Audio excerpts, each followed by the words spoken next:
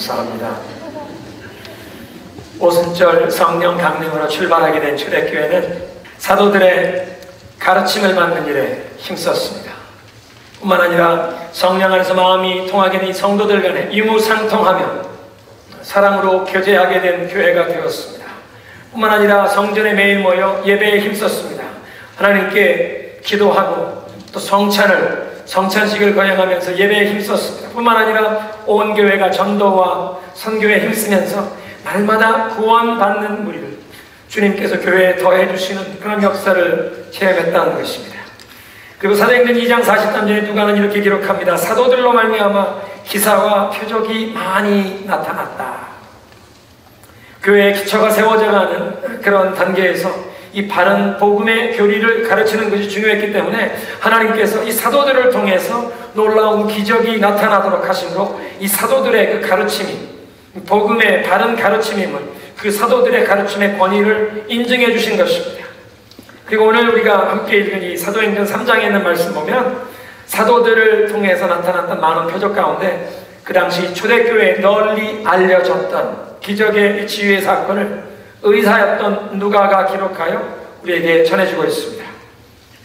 이 사건이 초대교회에 널리 알려졌던 사건인 이유는 첫째는 이것이 성전 미문에서 그것도 오후에 기도하는 시간에 많은 사람들이 모여있던 시간에 일어났던 사건이기에 목격자가 많았던 일이었습니다. 그리고 두 번째는 이 사건이 일어난 다음에 베드로가 이제 공중 앞에서 두 번째로 설교를 하게 되는데 그 설교로 인하여 이 초대교회가 핍박을 받기 시작하는 그런 계기가 되었습니다. 굉장히 중요한 계기가 된 것입니다. 본문을 살펴보겠습니다. 먼저는 오늘 이 사건의 시간과 그 장소적인 배경을 보는데요. 베드로와 요한이 제9시에 기도 시간에 성전으로 올라가고 있었다는 것입니다. 본래 베드로와 요한 우리가 아는 것처럼 갈릴리의 어부 출신이었습니다. 갈릴리 사람들이 예수님이 하늘나라로 승천하신 뒤에도 계속 이 예루살렘 그 도시에 머물렀다는 것, 특별한 이유가 있습니다. 예수님의 말씀에 순종했던 것입니다. 누가 보면 24장에 보면 예수님께서 말씀하십니다. 내가 가서 이제 아버지께서 약속하신 것을 너희에게 보내줄 때까지 너희는 이 도성을 떠나지 말고 여기에 머물러 있어 기도하라. 위로부터 능력으로 덧입혀 주실 때까지 이 성에 머물러 있어라. 제자들이 그 주님의 말씀에 순종해서 함께 모여 일심으로 기도에 힘쓸 때 오순절 이름에 하늘문이 열리고 예수님께서 저들에게 성령을 충만하게 부어주신 줄로 믿습니다. 그리고 이렇게 성령의 충만함을 받은 제자들이 예루살렘 성전에 매일 모여서 하나님께 예배했다는 것입니다. 예수 그리스도의 복음의 증인이 된 것입니다. 특별히 그 성전에서 온 이스라엘 앞에 예수님이 바로 그 구약의 수많은 선지자들이 예고했던 온 이스라엘이 오랫동안 기다려왔던 바로 그 메시아, 우리의 구원자라고 증거한 것입니다. 오늘날도 경건한 유대인들 가운데 이 엄마가 아들을 낳으면 그런 마음의 질문을 품는답니다. 이 아들이 메시아일까? 왜냐하면 이분들은 아직도 예수 그리스도께서 메시아인 것을 믿지 않고 있기 때문에 아직도 메시아를 기다리는 것입니다. 수천 년 동안 이렇게 메시아를 기다려왔습니다. 그런데 그 유대교의 여호와 신앙의 중심지인 성전에서 초대교회 성도들이 매일 모였던 것은 바로 나사렛 예수께서 그 온 이스라엘이 오랫동안 기다려온 모든 선지자들이 그렇게 예언했던 바로 그 메시아라고, 그 구원자라고 증거한 것입니다. 역사가 요세푸스의 증언에 의하면 이 초대교회 당시에 팔레스타인 전역에 있었던 바리새인들 전체 숫자가 약 6,000명 정도 되었다고 합니다. 6,000명밖에 되지 않는 바리새인들이 그 유대교 안에서 중요한 영향력을 행사했다면 오순절에 성령 강림하셨을 때 그 베드로의 설교를 듣고 3,000명이 교회에 더했다면 최소한 3,100명의 이 성도들이 매일 성전에 모여서 기도하며 예배하며 나아갔다면 아마 유대교회에서 무시할 수 없는 놀라운 영적인 부흥의 운동이었을 것입니다. 이 사건이 일어난 시간을 제9시 기도 시간이라고 했는데 이것은 오후 3시를 의미하는 것입니다. 영어 성경엔 3pm 오후 3시라고 적혀 있습니다. 왜냐하면 성전에서 오전 9시와 오후 3시에 두 번의 제사 시간이 있었습니다. 아침 제사를 오전 9시에, 저녁 제사를 오후 3시에 드렸는데 이렇게 성전에서 제사를 드리는 시간에 경건한 유대인들, 특별히 예루살렘에 성지순례 와서 머물고 있던 사람이나 예루살렘에 사는 경건한 유대인들은 그 제사 시간에 성전에 올라와 기도를 했다는 것입니다. 베드로, 요한도 다른 경건한 유대인들과 함께 지금 성전에 올라가 기도를 하고 있습니다. 그리고 이 사건이 일어난 장소를 미문, 영어 성경에는 beautiful gate, 아름다운 미자입니다. 근데 이 예루살렘의 이 고고학적인 자료를 보면 미문이라고 이름되어 있는 그런 문은 없습니다. 그런데 대부분의 역사학자들에 의하면 이 미문이란 그 당시 알렉산드리아에 있던 사람이 기부하여 그 기부한 돈으로 그 당시 가장 최고급, 가장 좋은 구리로 장식을 했던 니카노 문을 의미하는 것이다. 그렇게 추측합니다.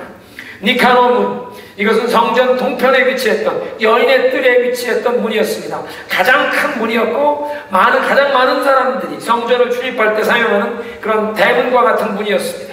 본래는 니카노 문이었는데 이 문에 구리로, 가장 고급스러운 구리로 장식을 하고 이제 동편을 향하는 문이다 보니까 아침마다 동편에서 해가 떠오르면 그 찬란한 햇살이 이 동편 구리문에 비칠 때마다 그 휘황찬란한 그 아름다운 문이 눈부셨을 것입니다. 그래서 그 당시에 이 백성들이 그 문을 일컬어서 Beautiful Gate, 미문이라고 불렀다는 것입니다. 그리고 이 Beautiful Gate이 위치한 그 여인의 뜰에서 15개의 계단이 있는데 그 계단을 올라가면 이 미문이 있습니다. 미문을 통해 들어가면 이스라엘의 뜰, Court of Israel, 그 이스라엘의 뜰이 되는데요, 그 이스라엘 뜰이 성전 경내가 되는 것입니다. 이스라엘 뜰에는 이방인은 들어갈 수 없었습니다.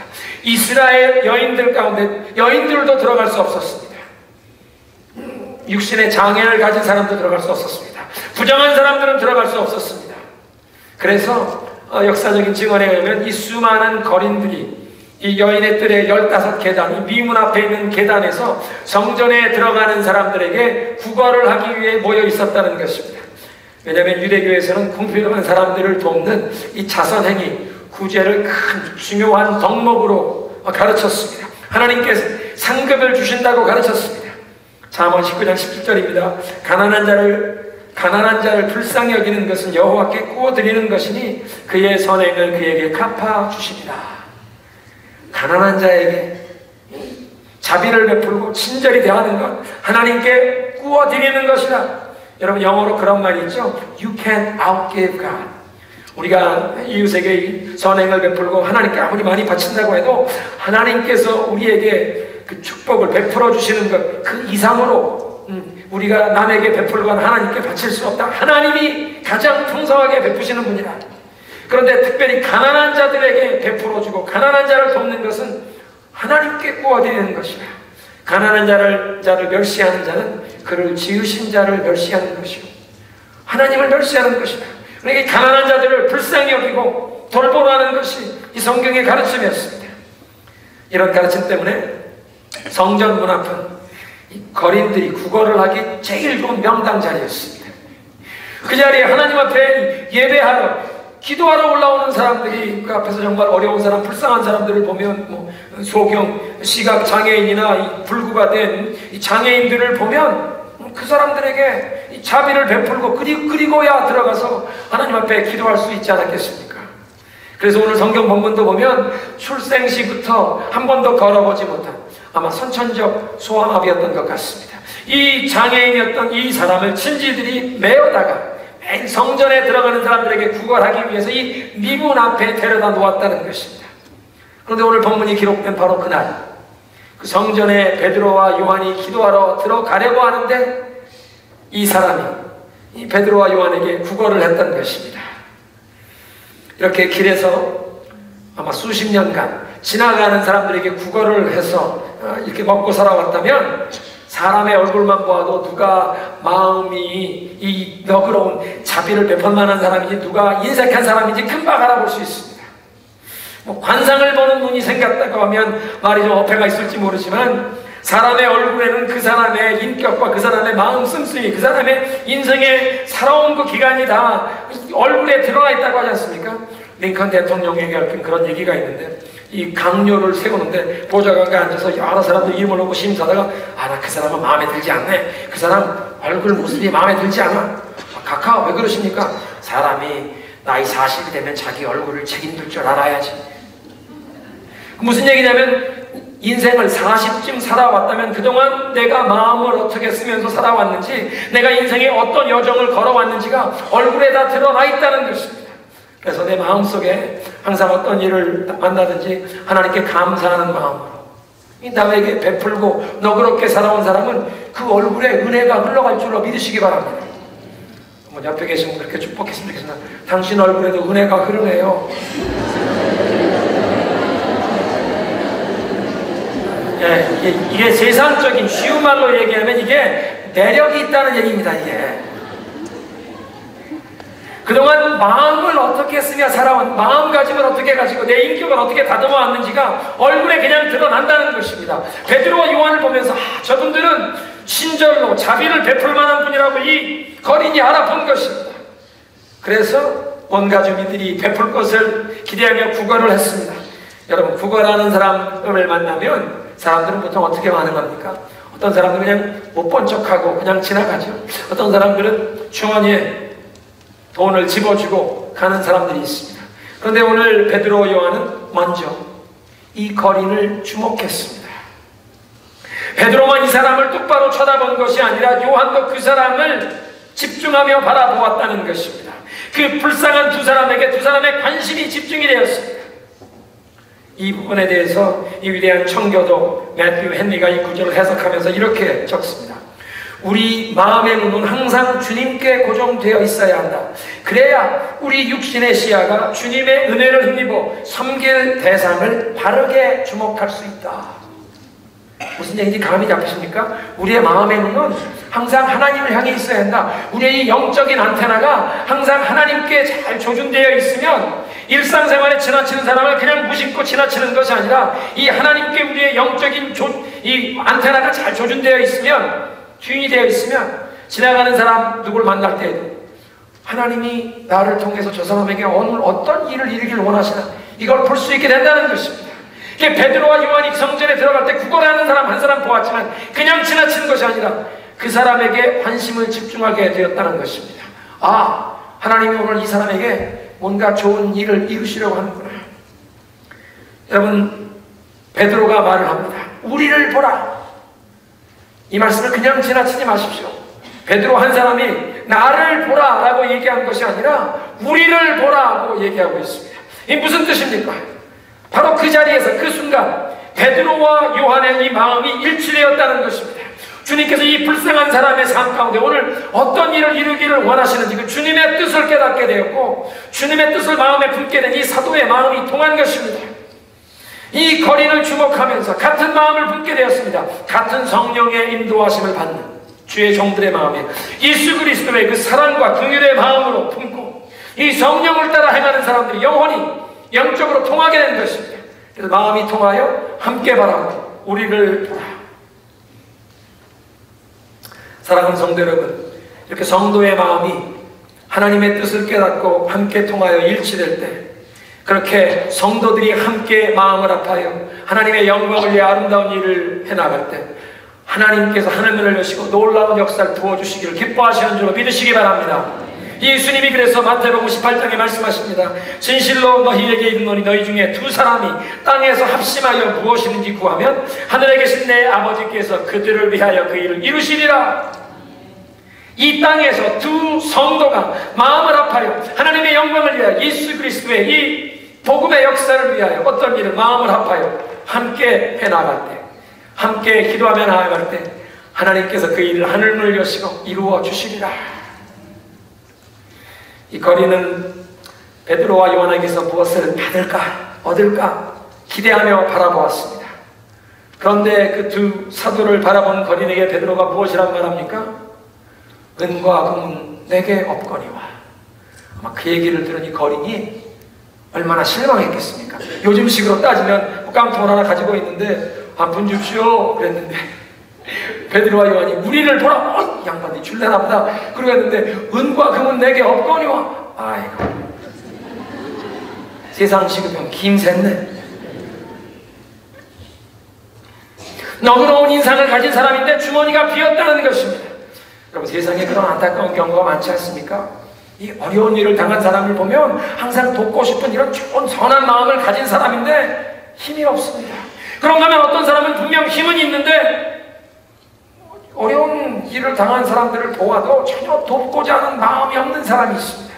마음 있는 사람은 힘이 없는 경우가 있고 힘은 있는데 마음 없는 사람들이 있더라는 것입니다. 사실 베드로와 요한은 그 당시에 많은 재물이 그들의 손을 거쳐갔습니다. 초대교회에 이 성령이 놀랍게 임하셔서 성령 안에 교통하게 된 성도들 가운데 자기의 힘이 있는 이 성도들 중엔 이 교회 안에 경제적인 어려움을 당하는 성도들을 보면서 자기 재산을 처분하여 그 돈을 사도들에게 갖다 바쳤다는 것입니다. 교회에 헌금을 했습니다. 그런데 베드로와 요한은 그 들어온 헌금 가지고 자기들이 개인적으로 사용한 것이 아니라 교회 안에 있는 모든 어려운 형제자매들에게 이것을 다 나누었다는 것입니다. 다 베풀었습니다. 그래서 지금 성전에 기도하러 올라가는데 그들 주머니엔 동전 한 푼이 없었던 것입니다. 은과 금이 없었다는 것입니다. 그러나 은과 금보다 훨씬 더 좋은 것은 이 거린에게 주기 원했습니다. 내게 없는 것은 줄 수가 없는 것입니다. 베드로와 요한이 은과 금이 없어서 돈은 줄 수 없었지만 그러나 그보다 비교할 수 없을 만큼 훨씬 더 좋은 가장 값지고 가장 소중한 것을 이 거린에게 주기를 원했습니다. 여러분, 베드로와 요한이 이 거린에게 주기 원했던 가장 소중한 것, 가장 귀한 것이 무엇입니까? 나사렛 예수 그리스도의 이름으로 일어나 걸으라. 예수 그리스도의 이름, 그것이 베드로가 소유한 가장 귀한 것이었습니다. 베드로가 예수 그리스도의 이름을 소유했다고 말하기보다는 더 정확하게 표현하면 베드로는 예수 그리스도의 소유가 된 사람이었습니다. 예수님과 함께 연합된 사람, 그 마음과 뜻이 온전히 예수님의 뜻에 온전히 순복된 사람, 그래서 예수님의 사랑과 은혜로 충만해진 사람, 그래서 예수님의 시각으로 바라보게 되었고 예수님의 마음으로 느끼게 되었고 이제 예수님의 언어로 말하게 된 사람입니다. 예수님처럼 보고 예수님처럼 느끼기 때문에 예수님처럼 말하고 행할 수가 있게 된 사람이었습니다. 여러분, 예수님의 이름이란 예수님의 권세와 능력, 예수님의 그 영광과 성품, 하나님의 아들이신 그분의 모든 것이 바로 그 예수님의 이름 안에 담겨있고 상징되어 있지 않습니까? 그러니까 베드로가 예수님의 이름으로 일어나 걸으라 얘기할 때 그것은 내 능력이 아니라 예수님이 능력과 권세로 임하셔서 너를 치료해 주신다. 예수님께서 능력과 권세로 너의 인생의 새 출발을 주신다. 그렇게 주님의 말씀을 대언한 줄로 믿으시기 바랍니다. 그리고 예수 그리스도의 그 은혜와 사랑으로 충만했기에 베드로가 예수의 이름으로 선포할 때에 예수님이 정말로 역사하셨습니다. 베드로가 예수님의 이름을 들먹였는데 예수님이 정말 직접 출연해 주신 것입니다. 그 자리에 등장해 주셔서 역사를 베푸신 줄로 믿으시기 바랍니다. 마가복음 16장 20절이 그런 말씀을 증거하지 않습니까?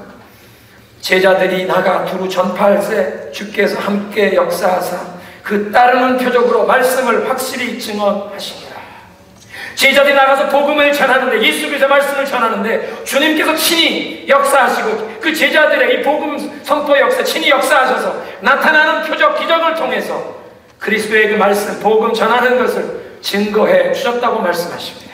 그런 역사가 베드로의 삶에 지금 나타나고 있는 것입니다. 사랑하는 성도 여러분, 오늘 말씀을 대하면서 우리 스스로에게 이런 질문을 해보아야겠습니다. 우리는 과연 무엇을 소유하고 우리에겐 무엇이 부족합니까? 우리는 무엇을 가지고 있고 우리에겐 무엇이 부족합니까? 예수 그리스도는 어제나 오늘이나 영원토록 동일한데 그 예수 그리스도의 그 이름의 권세와 능력과 영광은 오늘날도 나타날 수 있는데 우리는 그 예수 그리스도의 이름의 그 능력과 권세를 오늘 경험하고 있습니까? 여러분, 예수님의 이름은 무슨 부적처럼 영한 무당이 돈 많이 받고 써준 무슨 부적이 아닙니다. 우리 사도행전을 계속 읽어보다 보면요, 유대 제사장 스게와라는 사람에게 7 아들이 있었습니다. 사도 바울이 다니면서 곳곳에서 복음을 전하는데 그리스도의 이름으로 놀라운 이적과 기사가 일어납니다. 병자가 고침받습니다. 귀신이 쫓겨나가는 것을 보았습니다. 이 스게와 제사장이라는 사람의 7 아들들도 야, 우리도 저거 한번 해보자. 그래서 예수의 이름을 빙자하여 이 귀신 들린 사람 귀신으로 쫓아내준다고 어떤 귀신 들린 사람 집에 찾아갔습니다. 그리고 얘기합니다. 귀신아, 저 바울이 전하는 예수 이름의 영혼이 떠나라. 근데 이 귀신 들린 사람, 이 속에 있던 마귀가 대답합니다. 내가 예수님이 누군지도 알고 바울은 누군지도 아는데 너는 뭐야? 귀신 들린 사람 초자연적인 힘이 나타나서 이 7명의 아들들을 다 붙잡아서 때려주는데 옷을 다 발가벗기고 피를 철철 흘리는데 7명이 주랭랑을 쳤습니다. 동네 사람들이 다 보고 두려움이 임했습니다. 아, 예수의 이름 함부로 부르는 게 아니구나. 예수 그리스도의 그 이름에 놀라운 권세와 능력이 있는 것을 알았습니다.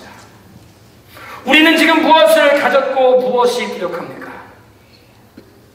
르네상스 시대에 그 위대한 신학자 토마스 아퀴나스의 얽힌 이런 얘기가 있습니다. 이 얘기가 여러 가지로 이렇게 전해져 내려오는데 그 한 얘기. 토마스 아퀴나스가 로마에 머물 때인데 하루는 한 추기경과 길을 가게 되었습니다. 길을 가다가 한 거린을 봅니다. 추기경이 주머니에 손을 넣어서 은전 하나를 가져다 이 거린에게 주었습니다. 그리고 돌아오며 토마스 아퀴나스 얘기합니다. 토마스 형제요, 다행히도 이제 교회는 더 이상 베드로처럼 은과 금은 내게 없거니와 라는 말을 할 수 없게 되었네. 그 얘기를 듣고 토마스 아퀴나스가 대답했답니다. 옳습니다. 그런가 하면 동시에 나사렛 예수의 이름으로 일어나 걸으라 선포할 수도 없게 되었습니다. 추기경은 다행히도 교회가 이제 돈이 있어서 추기경 주머니에 은전, 금전이 있어서 은과 금은 내게 없거냐 이런 말 못하게 된 게 다행이라고 얘기했습니다. 축복이라고 얘기했습니다. 그러나 토마스 아퀴나스는 통탄한 것입니다. 교회에 아무리 금과은이 있으면 뭐합니까? 예수 그리스도의 이름으로 나타난 능력을 상실했다면, 예수 그리스도의 이름과 거리가 멀다면 그것이 무슨 축복입니까?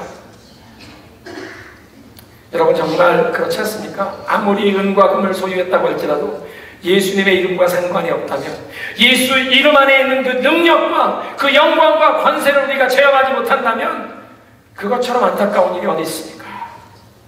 이미 천국 가신 온누리교회 하영조 목사님은 이렇게 말씀하셨습니다. 은과 금의 이야기로 가득 찬 것은 세상입니다. 세상은 모든 사람을 돈으로 평가합니다. A급, B급, C급 등의 인기도나 그 사람의 능력이 돈으로 평가되는 것입니다. 그러나 교회는 은과 금의 이야기를 하는 것이 아닙니다. 교회는 나사렛 예수의 능력을 말하는 것입니다. 교회의 본질은 은과 금이 아니라 예수 그리스도이십니다. 나사렛 예수 그리스도의 능력을 행하며 소망을 전하며 그 소유를, 그 능력을 소유한, 그리스도의 이름을 소유한 그것만을 전하는 것입니다. 그 이상도 그 이하도 아닙니다. 이것이 교회의 본질입니다.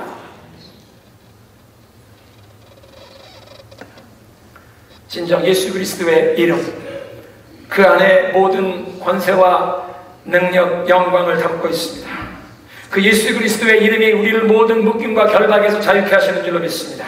우리의 모든 필요를 채워주시고 우리를 진정 만족해 하십니다. 우리를 위로하시고 우리에게 새로운 힘과 소망을 주시는 줄로 믿습니다. 우리의 모든 연약함과 병든 것을 고쳐주시고 치유하시는 능력이 예수 그리스도의 이름을 통해 임하는 줄로 믿습니다.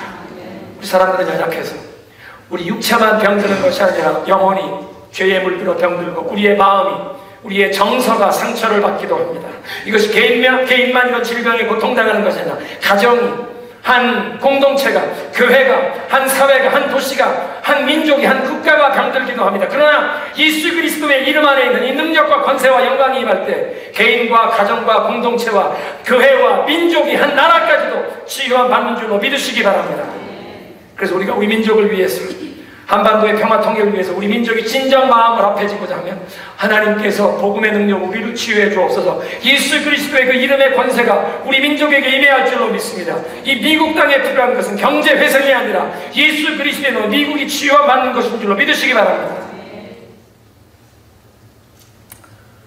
오늘 본문에선 선천적 장애를 가진 사람이 치유함을 받았습니다. 근데 사실 모든 사람은 어떤 한 가지의 장애는 가지고 있다고 얘기해도 과언이 아닐 것입니다. 우리가 신체적인 장애만을 얘기하는 것이 아니라 정서적인 장애가 있기도 하고, 대인관계에서 드러나는 우리의 성격적인 결함이 있기도 하고, 우리의 아직 다듬어지지 않은 그 우리 인격의 부족한 부분, 또 사회생활에서 우리의 삶에 어떤 한계가 있는 그런 부분들을 다 따진다고 하면 여러분 우리 가운데 장애가 한 가지라도 없는 사람은 아무도 없습니다. 어떤 연약함, 부족함이 다 있다는 것입니다. 여러분 이제 한국에서 여행 오신 분들, 여행 오신 분들을 만나면 이제 여러분들 소개할 때 나 타코마에서 20년 살았습니다, 30년 살았습니다 이렇게 얘기를 하면 한국에서 영어를 잘 하시겠네요. 그런 말씀을 들으시면 여러분 뭐라고 대답하십니까? 정말 이제 이 미국 사람 만나서 대화를 해야 되는데 막 어려운 단어가 나오면 막 식은땀이 흐르지 않습니까? 이 미국 사람하고 그래서 이 대화를 해야 되는 그런 상황이 되면 막 그냥 입이 바삭바삭 마르고 심장이 두근거리는 그런 상황을 경험해 보신 분 고개를 끄덕여 보시죠. 어떤 분은 그런 말씀을 하세요. 목사님, 나는 한국에서 학창시절에 학원에 저녁에만 다니면서 영어를 배워서 낮에는 영어가 안 돼요.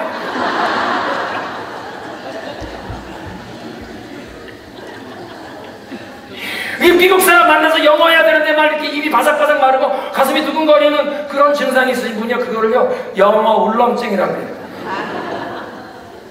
영어 울렁증만 있는 게 아니라 어떤 분들은 카메라 울렁증이 있어요. 교회 동영상에 쓰게 이 카메라 좀 찍읍시다. 평소에는 말도 재밌게 잘 하시던 분이 카메라만 들이대면 말이 갑자기 막히고 그냥 버벅대시는 분이 계세요. 그건 카메라 울렁증이라고 해요. 한번 따라하겠습니다. 알고 보니 나도 장애인이었구나.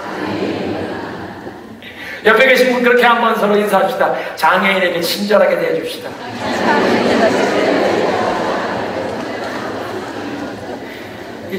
우리 교회에서 이게 자주 하는 말인 것 같은데요, 우리는 아직도 다 미완성, 하나님이 아직도 우리를 작업하고 계시잖아요.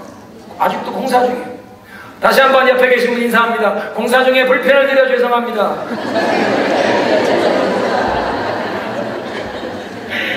그 우리의 이 핸디캡, 뭔가 우리의 결함, 이런 장애들 때문에 우리 주위에 있는 사람들에게 불편을 끼치는 경우가 있습니다.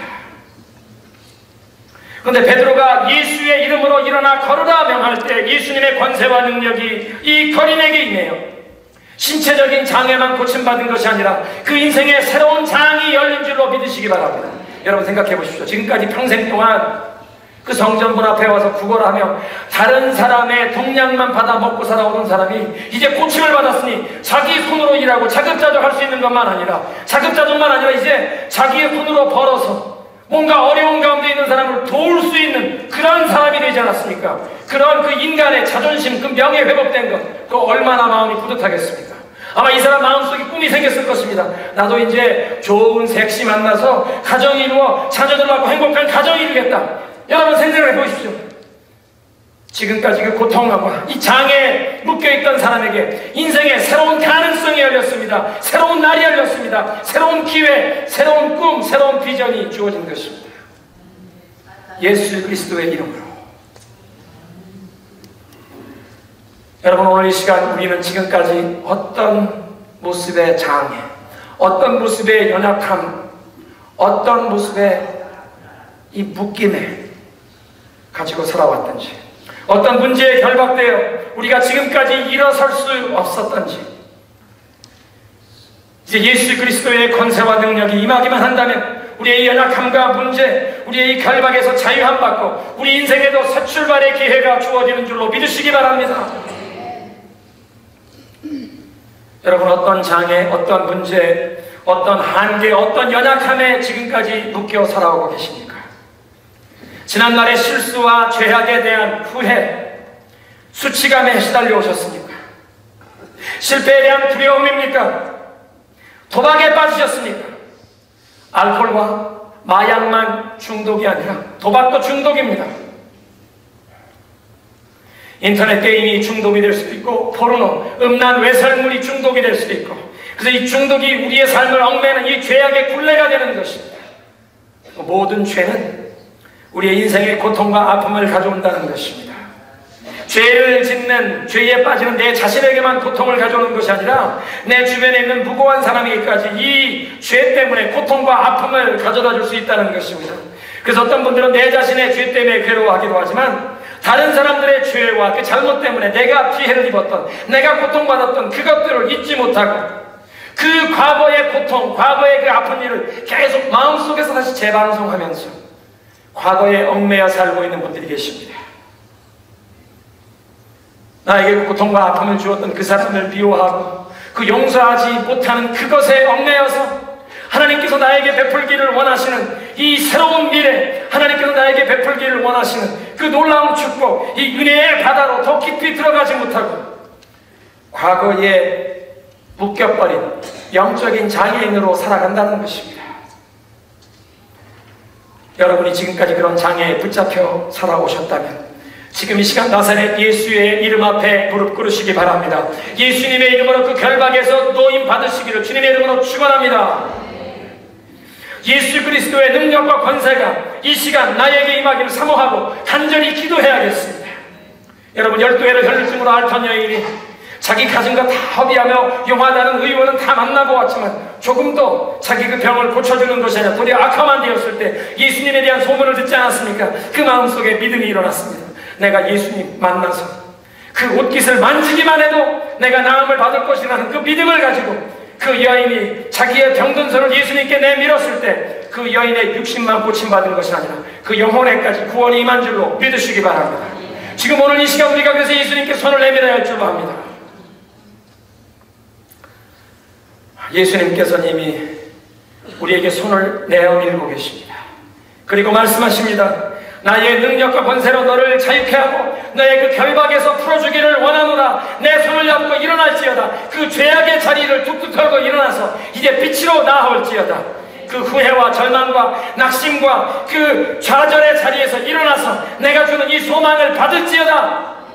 그 의심과 두려움의 자리에서 일어나서 이제 믿음으로 나와 함께 걷자구나. 예수님이 손을 내밀어 주십니다. 그 미움과 원망의 자리에서 일어나서 내가 주는 이 평안과 내가 주는 이 마음의 사랑을 누릴지어다.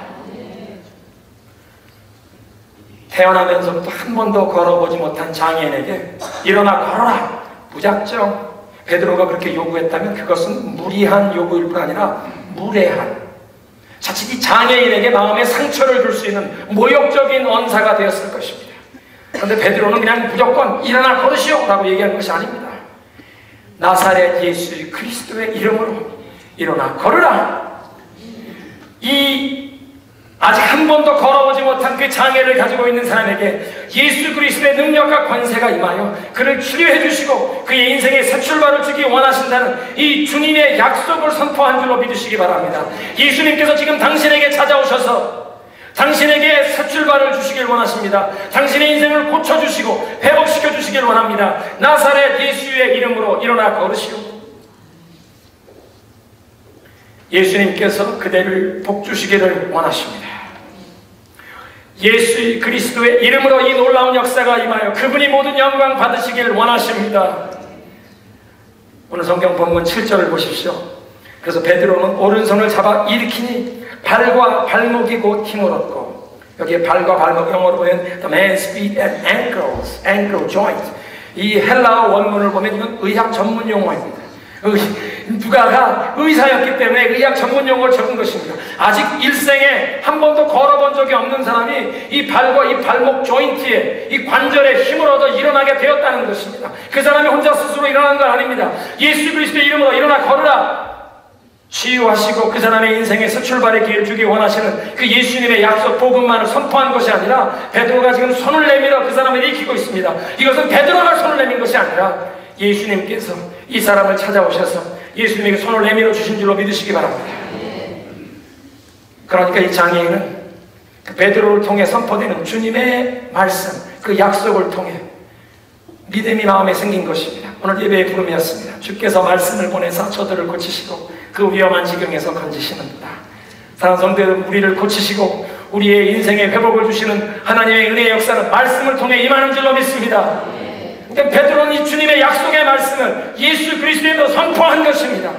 듣는 이 장애인 마음속에 믿음이 일어나기 시작했습니다. 베드로가 손을 내밉니다. 예수님의 손길이 임한 것입니다. 손을 붙잡고 일어나려고 노력하니 그 발과 발목에 일생 처음 힘이 임하고 일어나게 된 것입니다. 베드로는 자기 몫을 했습니다. 말씀을 전했습니다. 손을 내밀었습니다. 이 장애인은 자기의 몫을 했습니다.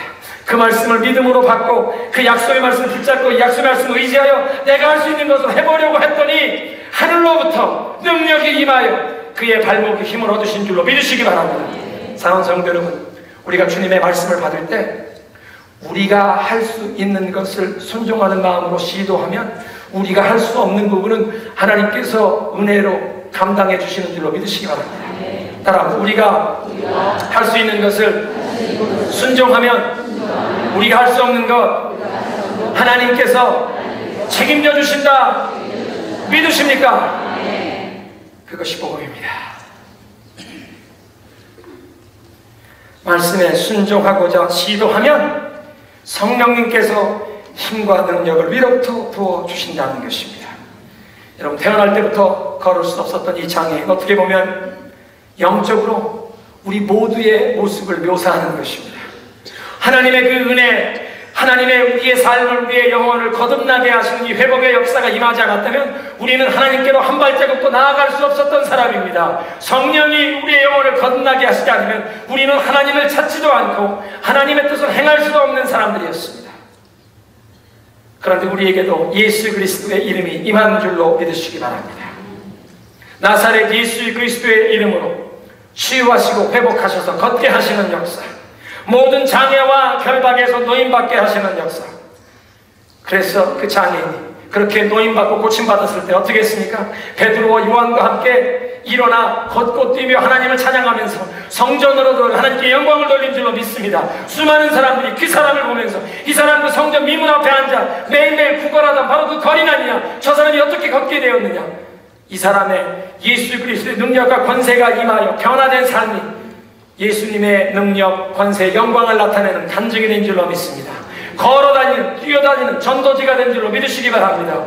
사랑하는 성도 여러분, 우리는 과연 무엇을 가지고 무엇이 부족합니까? 우리의 삶에도 이 예수 그리스도의 이름의 이 권세, 능력, 역사가 나타나야 하지 않겠습니까? 그냥 십자가 목걸이만 걸고 다닌다고 그리스도의 능력과 권세가 나타나는 건 아니지 않습니까? 주님, 나의 삶에도 오늘 나사렛 예수의 그 이름의 권세와 능력이 임하여 나를 이 모든 결박과 연약함에서 노임받게 하여 주옵소서. 나도 일어나 믿음으로 걷게 하여 주옵소서. 내 인생에도 새날이 열리게 하시고 내 인생도 예수 그리스도의 권세와 능력을 체험할 뿐 아니라 내가 이제 체험한 예수 그리스도 안에 있는 이 인생의 소망과 행복, 이것을 나도 전하며 살게 하옵소서. 이것을 증거하며 살게 하옵소서.